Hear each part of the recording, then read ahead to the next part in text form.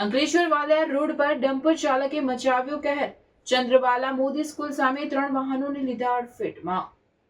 Ankleshwar Valia road પર આવેલી ચંદ્રવાલા મોદી સ્કૂલની સામે આજે ગંભીર અકસ્માતની ઘટના બની, જેમાં એક બેફામ ગતિએ આવી રહેલા ડમ્પર ચાલકે માર્ગ પરથી પસાર થઈ રહેલા 3 વાહનોને અડફેટે લીધા હતા.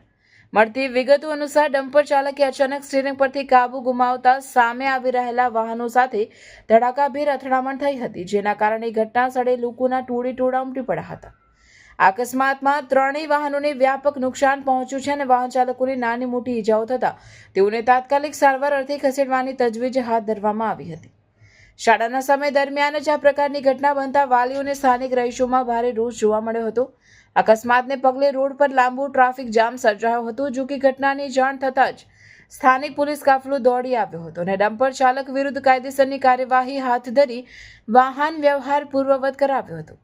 સદનસીબે આ ભયાનક અકસ્માતના કોઈ જાનહાનિના સમાચાર પ્રાપ્ત થયા નથી, પરંતુ ભારે વાહનોની અનિયંત્રિત ગતિ સામે સ્થાનિકોમાં ફરી એકવાર સુરક્ષાને લઈ સવાલો ઉઠ્યા છે.